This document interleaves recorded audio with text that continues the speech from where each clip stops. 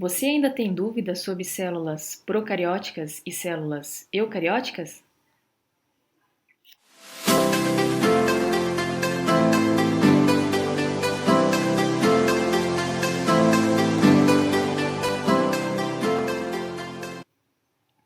Olá, aluno, olá, aluna. Vamos iniciar aí mais um bate-papo e o tema que nós vamos trabalhar hoje vai ser sobre as células procarióticas e eucarióticas, ok?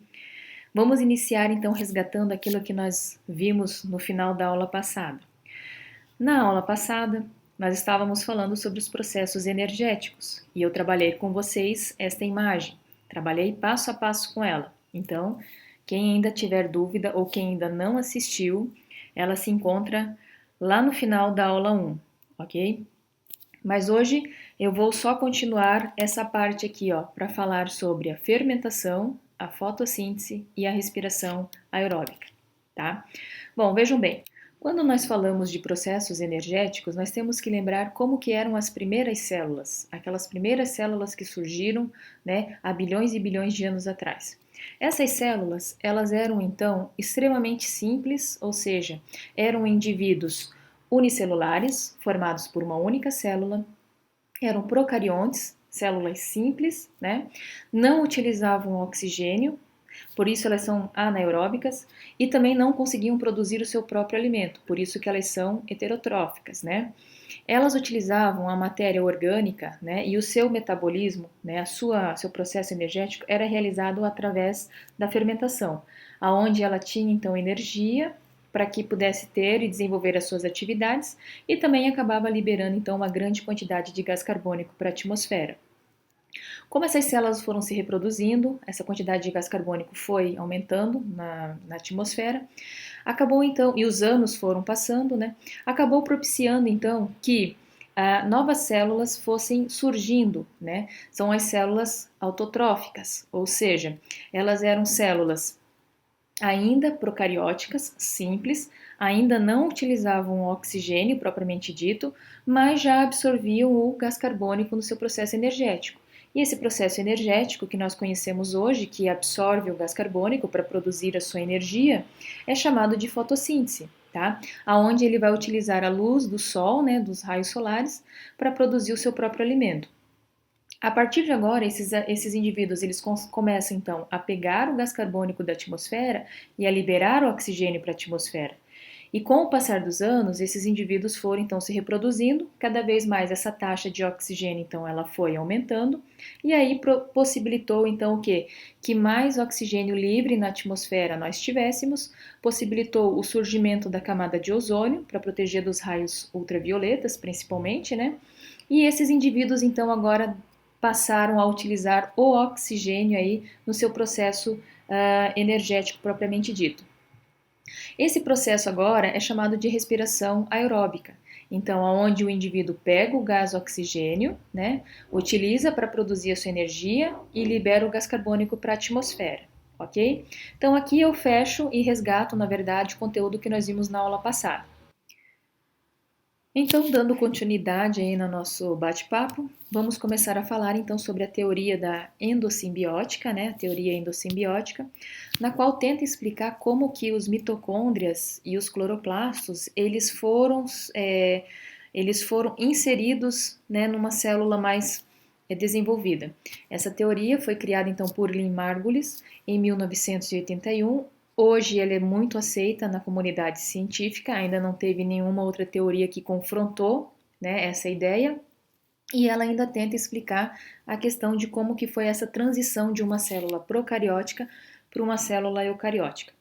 Para que a gente possa entender essa teoria, nós temos que lembrar e voltar nesse conceito que nós vimos na aula passada, que é a hipótese heterotrófica, que foi aquela hipótese desenvolvida por Oparin e por Haldane, quando eles criaram aquela historinha daquele planeta primitivo, como que as coisas foram se desenvolvendo e desencadeando, até que aqueles compostos que estavam na atmosfera chegassem até os mares primitivos. E a partir dali, né, eles foram se unindo, sofrendo alterações e dando origem às primeiras células. Essas primeiras células, então, provavelmente eram procariontes, né? E aí, no seu material genético, provavelmente era RNA, que é uma estrutura mais simples, só que com o passar do tempo, né, esse RNA ele passa então, né, vai se transformando ou ele chega numa evolução e surge o DNA. Se a gente olhar essa imagem aqui, então nós já temos uma célula, tá? Com já o seu DNA, depois de já ter passado por um processo de modificação. E aqui nós temos então a membrana plasmática. E para que a gente possa então entender a transição dessa célula procariótica para uma célula eucariótica, existe uma outra hipótese, chamada de hipótese autogênica, que tenta explicar como que surgiu, né, o núcleo, tá? Essa hipótese, na verdade, ela diz respeito que a membrana plasmática, essa parte externa aqui, periférica, ela foi sofrendo processos de invaginações progressivas e aí elas foram, então, indo em direção ao centro, né? E essas membranas que foram se separando aqui dessa região periférica foram se centralizando e com isso foi, então, foi formada, então, uma estrutura protetora para o material genético. Tá? Então, através dessa teoria que explica, então, o surgimento do núcleo, né, dessa membrana interna, a questão da membrana do núcleo é a carioteca, ok? Aqui nós temos nessa imagem, então, ó, essas estruturas aqui são as membranas, tá, que vieram sofrendo o processo de invaginações e aí foram se centralizando na região central. Aqui, então, eu estabeleci uma região central, uma região de citoplasma, e no seu entorno aqui a membrana plasmática. Essas invaginações continuaram a acontecer e aí deram origem aí às organelas celulares aí que são formadas por membrana, tá? Com relação ao DNA, é importante a gente falar então que agora, como ele é uma estrutura mais desenvolvida que o RNA, ele acabou então fazendo uma divisão de funções. Então, o DNA passa a ser responsável pela informação do material genético e o RNA então acaba sendo então responsável pela sua síntese proteica, ou seja, produção, né, de enzimas cuja função é de catalisar as substâncias dentro da célula, né? Aqui nós já temos, ó, membranas já mais no meio dessa célula e não mais na região central, mas aqui, ó, espalhadas pela célula. Então, isso aqui significa que nós estamos trabalhando com a formação de organelas membranosas. Um exemplo que nós temos é o retículo endoplasmático. Além do retículo endoplasmático, existem outras organelas que nós vamos ver no decorrer dessa aula e no decorrer de outras aulas também. Daí, na sequência, então, nós temos já um indivíduo, então, uma célula eucariótica, porque agora eu tenho um núcleo bem definido, eu tenho estruturas, né, formadas por membranas aqui, as organelas membranosas, mas eu tenho aqui a incorporação, né, de um organismo procarionte heterotrófico, né, que não tinha capacidade de produzir o seu alimento, contudo já utilizava do oxigênio que estava presente na atmosfera. Essa união, né, essa incorporação, essa simbiose, ela foi tão benéfica para as duas estruturas que hoje a gente não encontra a mitocôndria, né, separada de uma célula, tá? E uma outra questão foi o surgimento, então, dos cloroplastos, que foi no mesmo processo, foi a incorporação, né, de um organismo procarionte, só que agora com uma característica aqui, ó, fotossintética, que conseguia utilizar a luz do sol para produzir o seu alimento, tá? E essa célula agora, ela passa a se modificar, ou seja, ela tem mitocôndrias, tem estruturas formadas pela membrana, né, como o retículo endoplasmático, por exemplo, e temos uma região central, os cloroplastos, e essa célula aqui, ela já tem uma característica diferente desta aqui. Essa célula, ela é um ancestral autotrófico, então ela consegue produzir seu alimento através de um processo, né, de fotossíntese, e é eucarionte porque já tem um núcleo centralizado e definido com seu material genético ali dentro. Essa outra célula, ela é um ancestral heterotrófico porque ela não consegue produzir o seu alimento, mas ela produz energia, né, através das mitocôndrias, então ela é uma ancestral heterotrófica de eucarionte também. Então essa teoria explica aí o surgimento dos cloroplastos e das mitocôndrias dentro de uma célula eucariótica, e no desenvolvimento aí dessa explicação a gente viu através de uma outra teoria como que surgiu essas invaginações aqui para formar a região do núcleo, ok? Dando continuidade, então nós temos aqui as características, né, que definem os seres vivos, lembrando que um ser vivo ele já pode ser constituído por uma única célula, tá? Porque nós temos células unicelulares, e para que ele seja considerado um ser vivo, ele tem que ter 5 características, que são essas características que nós vamos ver agora. A primeira delas é que ele tem que ser composto por uma única célula ou por mais células. Se for por uma, nós chamamos de um indivíduo unicelular. Se for por mais, nós chamamos de multicelular ou pluricelular. A outra característica é que ele deve conter o seu material genético, tá? Então nós vimos que agora nós temos RNA e DNA, né, dentro do nosso material, dentro do material genético aí dos seres vivos. Tem que ter a capacidade de se reproduzir, né, para gerar descendentes ou ter a perpetuação da sua espécie. Tem que ter uma possibilidade, né, tem que ter capacidade de realizar metabolismos, e aí aquilo que nós acabamos de ver, ou produzir o seu próprio alimento, ou conseguir administrar um alimento que vem de fora, tá? E conseguir incorporar para utilizar para suas atividades. E a última característica, que essa aqui, é que ela tem que evoluir aí com o passar do tempo. Então, essas 5 características acabam, então, identificando, né, um ser vivo. Se eu não tiver uma dessas características, eu não considero, né, não é considerado um ser vivo. E aí eu abro um parêntese, chama atenção, né, para o caso dos vírus. Os vírus, tá, como eu estou mostrando aqui na imagem, eles não são considerados seres vivos porque eles não são constituídos por uma célula, são indivíduos à partes. Então, eles são estruturas acelulares, né? Eles vão possuir, então, o que? Cápsulas proteicas que vão proteger aí o seu material genético e a sua estrutura.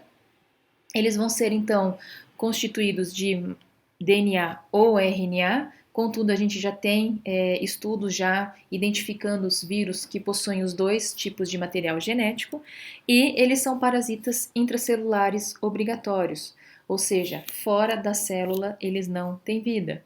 Então, o vírus não são considerados seres vivos. Os seres vivos são constituídos em 5 reinos: o reino Monera, o reino Protista, o reino Fungi, o reino das plantas e o reino dos animais, ok? Então eu só abri um parênteses para falar rapidamente sobre os vírus, mas nós vamos ter aí em próximas aulas só para falar sobre esse tema, ok? Então vamos falar das células, já que elas constituem a questão dos seres vivos, né? Existem 2 tipos de células, e eu já havia falado para vocês: procarióticas, né, que são células mais simples, e as células eucarióticas, que são células o quê? Mais complexas, tá? Só que, independente de ser procariótica ou eucariótica, existem 4 componentes que são fundamentais, que ambas vão ter, tá? Que são eles. A primeira, o componente obrigatório, né, é a presença de uma membrana plasmática, cuja função, então, é permeabilidade, ela vai selecionar o que entra e o que sai dessa célula. Nós temos aqui que, dependendo do autor, pode falar hialoplasma, citossol ou citoplasma, tá? Dependendo do autor, dependendo da fonte que você vai estar buscando ou você vai estar lendo, o autor pode utilizar um desses 3 conceitos. O citoplasma seria o espaço entre a membrana plasmática, ou seja, a membrana plasmática, que é essa estrutura aqui, e a região central. Então, o citoplasma seria essa região aqui, ó. Dentro dessa região, né, ela é constituída, então, por uma solução aquosa, que seria chamado de hialoplasma ou citossol. Ali é que vão ter, então, as organelas, né, celulares, e é ali que ocorrem, então, as reações químicas dentro da célula, ok? E terceiro componente obrigatório que nós temos aqui são os ribossomos, que são responsáveis aí pela síntese de proteína. E por último, a cromatina ou material genético, que é essa estrutura aqui dentro do núcleo, né? Que é responsável pelo controle dessa célula e pela sua reprodução, tá? Então esses são os 4 componentes obrigatórios. Perfeito? Então, para encerrar esse tema dos 4 componentes obrigatórios de uma célula, vamos só recapitular de uma forma bem simples. Partindo de uma célula procariótica, que é a célula mais simples, nós temos estrutura como a membrana plasmática, tá? Nós temos o hialoplasma, e aqui ele mostra a composição desse hialoplasma, tá? Que são esses espaços aqui, formado por esse material aquoso. Nós temos aqui os ribossomos, que são esses pontinhos, e por último nós temos então o DNA, que é um material genético. Então esses são os quatro componentes obrigatórios dentro de uma célula. Agora, nós vamos entrar num conceito da teoria do modelo celular, né? E ela é baseada em 3 itens, tá? Para que tenha essa teoria, né? Para que seja essa teoria, primeiro, as células fazem parte, né? Vão constituir o que? As unidades de estrutura e de funcionamento dos seres vivos. Então, a célula é a estrutura fundamental do ser vivo, tanto na sua funcionalidade quanto na sua estrutura. A outro quesito é que esse indivíduo ele tem que ter uma ou mais células, ou seja, unicelular ou pluricelular. O pluricelular também é chamado de multicelular. E por fim, a célula ela tem que ter origem a partir de uma outra célula pré-existente. Se eu não tiver esses 3 itens, né, eu não consigo, não corresponde ou não me define esse meu modelo celular, tá? Então, são os 3 itens mais importantes. Além disso, nós podemos falar agora especificamente de uma célula procariótica. As células procarióticas, então, elas são constituídas por indivíduos onde a sua organização celular ela é mais simples, ela não tem tantas estruturas internamente, como essa imagem aparece para vocês.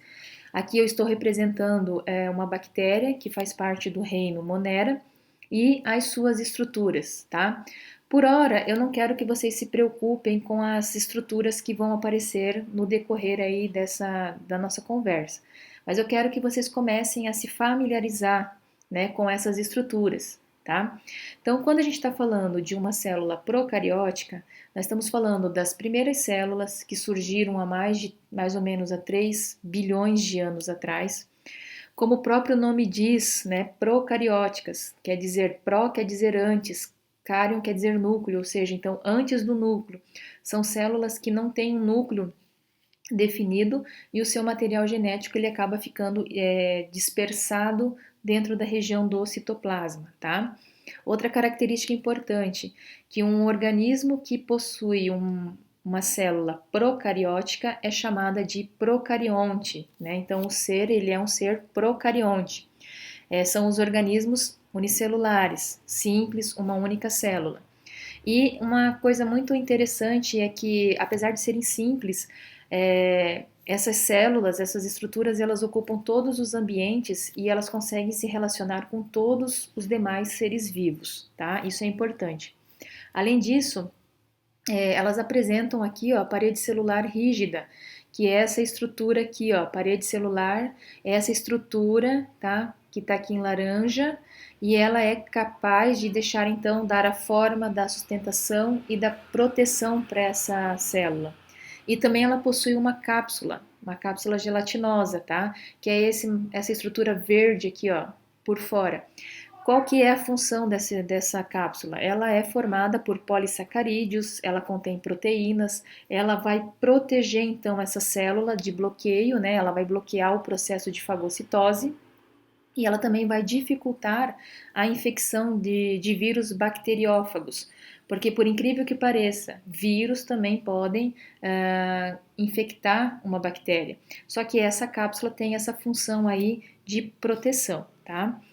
E quando a gente fala então de células procarióticas, nós falamos do reino Monera, que é esse reino que é o mais simples, que segundo a classificação de Robert Whittaker, né, o reino da Monera, ele é dividido em 2 grupos, né? O primeiro grupo, que são as bactérias, são as mais antigas, tá? São as que apresentam uma maior diversificidade, né?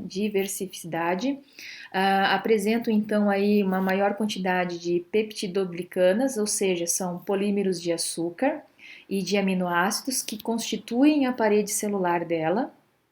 E aqui nessa imagem nós temos então um representante de uma bactéria. E, segundo Robert Whittaker, nós temos, além das bactérias, as arqueobactérias, que estão sendo representadas aqui por essa figura agora aqui do ladinho. Elas são, as árqueas, apresentam mais proteínas na sua parede celular. Elas são consideradas extremófilas, ou seja, gostam de ambientes extremos, e aí a gente pode levar em consideração temperatura, salinidade, pH, pressão, tá? Ela gosta dessas regiões bem extremas e estão mais próximas quando a gente fala da evolução, quando comparamos com células eucariontes, tá? Porque o material genético é muito próximo, ok? Então, segundo o Robert Whittaker, o reino Monera é dividido em bactérias, né, um grupo de bactérias e um grupo de árqueas, perfeito? E aí nós entramos na última célula, que é a célula eucariótica, é aquela célula mais desenvolvida, ela já tem uma estrutura mais elaborada aí no seu interior, possui então um sistema de endomembranas lipoproteicas, que vão formar o que a gente chama de compartimentos, o seu núcleo está bem protegido, bem centralizado, não vou dizer que está centralizado, mas apresenta um núcleo e dentro dele apresenta o material genético, né? E ele apresenta aí as organelas ali, então, no espaço do citoplasma, já não está mais junto com o material genético.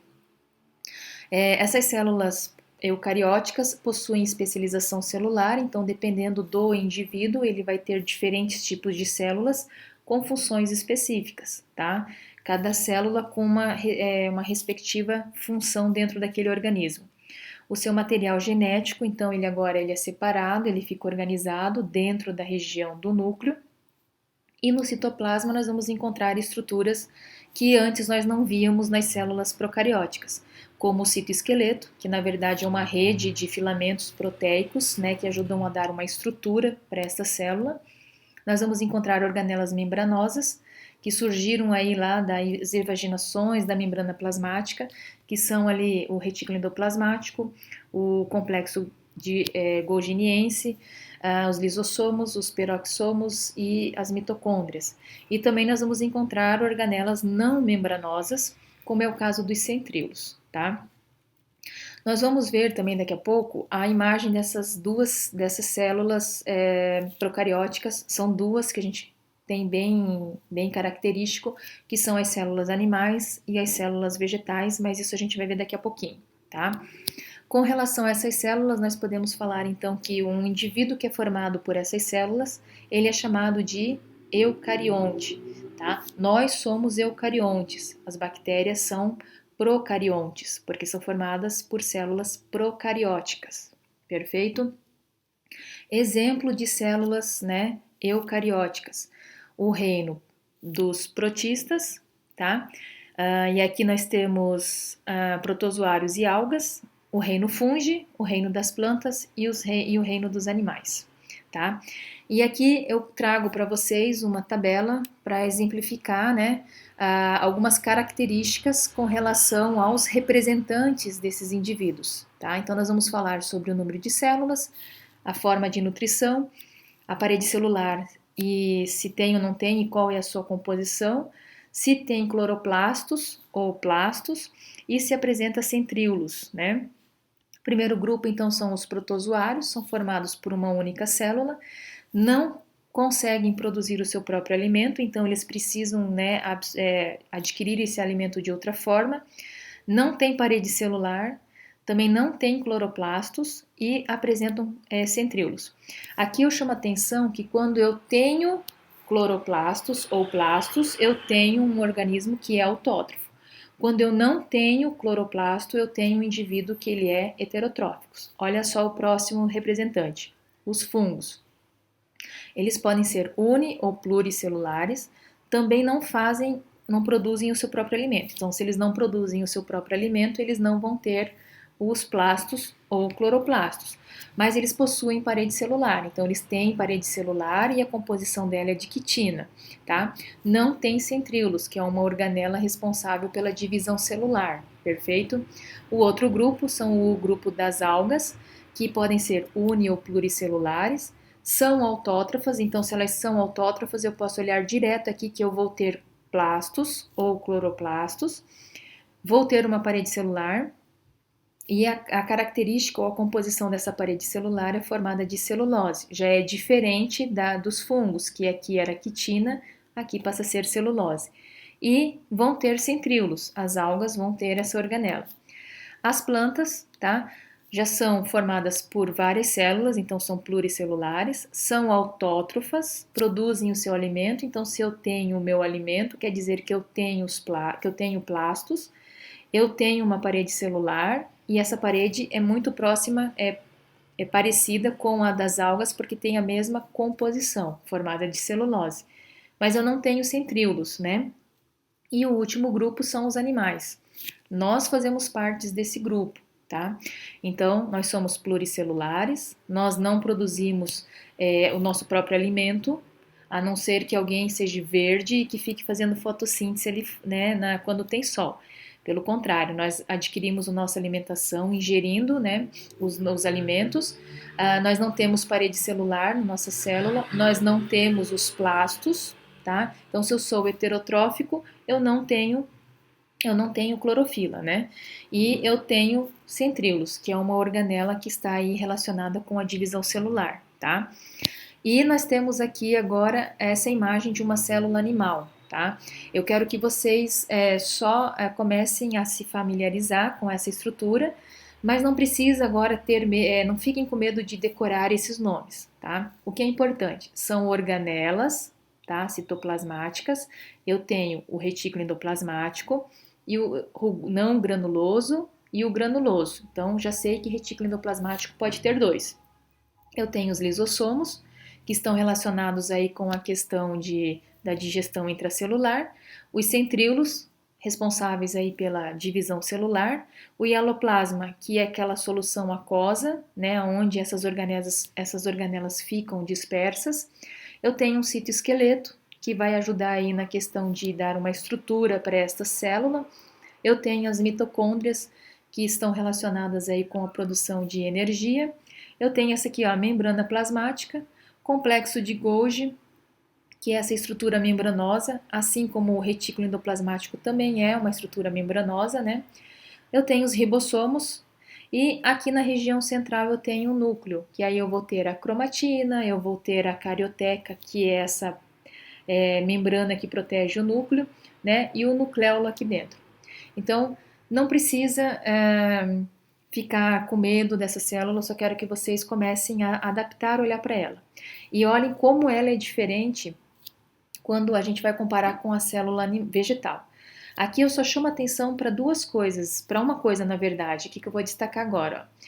Essas duas organelas, tá? Presentes apenas nas células animais. É uma das diferenças que nós vamos ter entre célula animal e uma célula vegetal. A célula vegetal, ela já tem uma característica, ó, diferenciada, ela já é mais geométrica, porque ela apresenta isso aqui, ó, membrana celulósica, né, ou parede celular, algo desse tipo, dependendo da literatura. Mas eu vou ter as outras organelas que a gente viu na célula animal. Só que eu tenho organelas que são exclusivas, tá? Daqui, como eu posso falar para vocês aqui, ó, essa estrutura, né, o vacúolo, tá? É exclusivo de uma célula vegetal. Essa estrutura verde aqui, ó, o cloroplasto ou o plasto, é exclusivo de uma célula vegetal. E a membrana aqui, celulósica, ou uma parede celular, que é exclusivo das células vegetais, perfeito? Então, essa diferença entre elas ocorre sim, devido à presença ou ausência de algumas organelas e as funções que elas vão desempenhar. Então, aqui agora eu trago para a gente já ir para o nosso final de conteúdo, essas duas células, ó, olha como elas são, a célula animal e uma célula vegetal. Lembrando que a célula vegetal, ela tem então lisossomos e centríolos, coisa que a célula vegetal não tem. Em contrapartida, a célula vegetal, ela vai ter então uma parede celular, responsável aí pela estabilidade celular, né, pelo esse formato mais geométrico, vai ter esse vacúolo, que é essa estrutura aqui, ó, que é para acumular líquidos e enzimas, e os cloroplastos aí relacionados à fotossíntese, tá? E aí, para a gente só diferenciar uma célula procariótica de uma célula eucariótica e agora a gente encerrar o nosso conteúdo, trouxe para vocês esse quadro que vai explicar características procarióticas, características eucarióticas, perfeito? Primeira característica é o tamanho. Células procarióticas são menores que células eucarióticas. Segunda característica, material genético. Aqui nós temos a presença do DNA como uma única molécula, tá? E aqui nós já temos o DNA com várias moléculas dentro do núcleo. Núcleo celular. Nós temos ausente, ou seja, não existe a definição de uma estrutura que fique ali o material genético. O material genético, então, ele fica disperso no citoplasma. E nas eucarióticas eu tenho, então, essa estrutura que vai definir o material genético ali dentro, que é, no caso, a carioteca. Outra característica é a presença de organelas. Praticamente ribossomos nas células procarióticas e nas células eucarióticas aquele emaranhado, né, aquela quantidade, na verdade, de estruturas presentes nas células, tá? Dentro das células. Com relação ao citoesqueleto, ausente, e nas células eucarióticas é presente, que é formada por microtúbulos e microfilamentos que ajudam a dar, então, a uma... É como se fosse o esqueleto da célula, né? Um suporte. Com relação à parede celular, nas células procarióticas, em geral presente e quimicamente ela é complexa, tá? Peptideoglicanos. E no caso das células eucarióticas, nós vamos ter a parede celular só nos vegetais, que é formada por celulose, e nos fungos nós vamos ter a composição é de quitina, tá? As células animais não possuem parede celular. E o último, que é para fechar, que são os exemplos de cada grupo. Do grupo das procarióticas, nós temos as bactérias, cianobactérias e as árqueas, que estão dentro do grupo Monera, e representantes do grupo eucarióticas, né, de células eucarióticas, nós temos então o reino protista, formado por algas e protozoários. Qual é a diferença deles? Protozoários não produzem o seu próprio alimento e algas conseguem produzir o seu próprio alimento.